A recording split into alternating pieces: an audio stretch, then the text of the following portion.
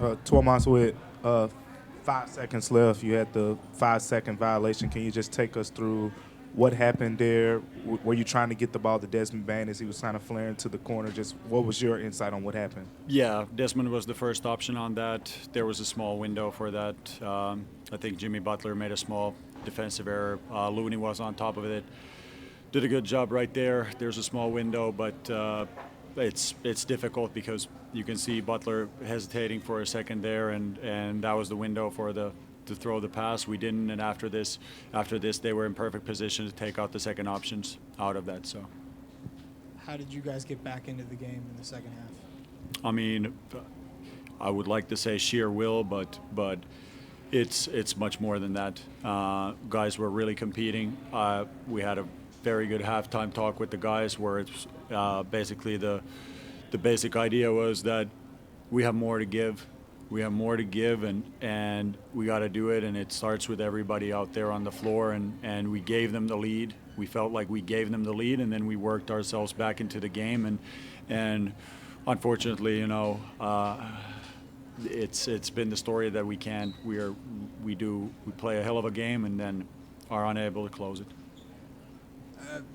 After losing another game in a way that's going to hurt, and then having to come back on Friday, I guess is that going to be hard to pick yourself up out off the mat for something like that? Of course, it's hard, Otherwise, everybody would be doing it. But it's our job, and I've always thought in these situations, learned this as a younger player, that there's nothing we can do to change this result anymore. So all we can do is try to learn from this and then apply it to the game 2 days from now. That's all we can do.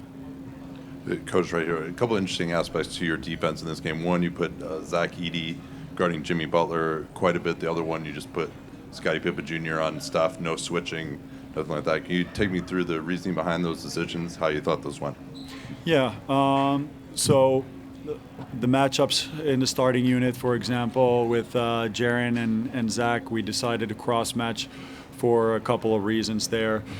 First one being that they also matched up this way, and we felt like it was better for our transition defense to be able to maintain those matchups. Other one, Butler has not been a very effective three-point shooter this season. He had 4 pull-up threes before this season made, and we wanted to also keep Jaren out of foul trouble, which Butler does excellently, and to have Zach patrol the paint and wall off all the drives while still maintaining pass pressure on Draymond Green's playmaking, which was something that picked us off and really caused us issues because he's much more of a passing hub than Butler in this situation where he's more of a cutter. So that was the main reasoning. We went back and forth as always and also changed it up during the game, but I thought it was our reasoning and motives behind it were very solid.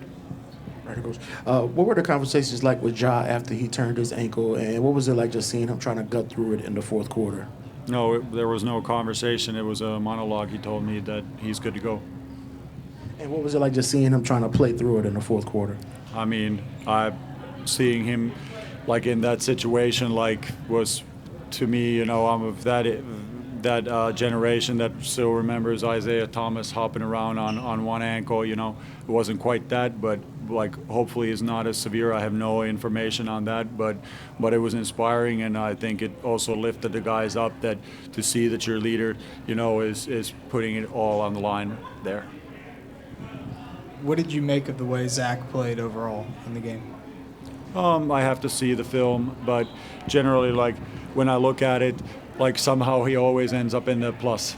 He's very important for us. He solidifies the defensive rebound, and we've spoken about this several times, that his impact is also not always the most obvious one.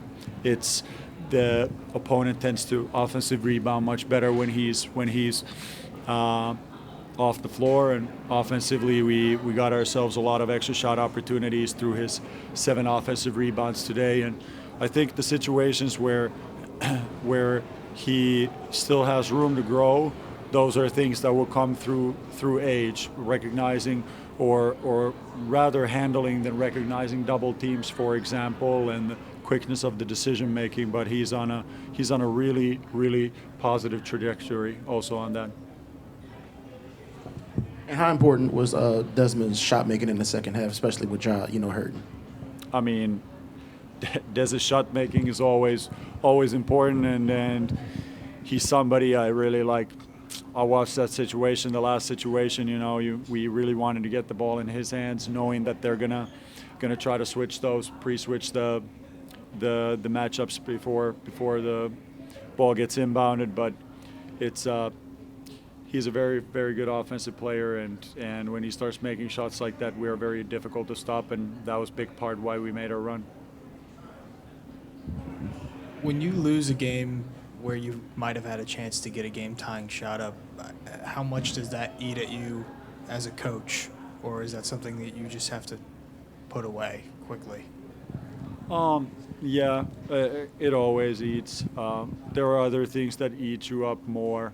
I think those in this day and age, they're like it's easy to pinpoint those situations that, okay, here this happened, but I mean, the game is 200 possessions, 100 going the other way, 100. There's a lot of stuff on the margins that you can do better, and I've always believed that you need to be really good at the things that happen the most often. And late game X's and O's, they're important. They are very magnified, especially in the NBA environment. But it's not the situation that happens most often. But it's very glaring when it does happen. So you have to find a balance also as a coach, like how much time do you invest in things that might make you look bad, or are not maybe moving the needle in the big picture, So those are things that come with this. It's part of the zeitgeist. Thank you.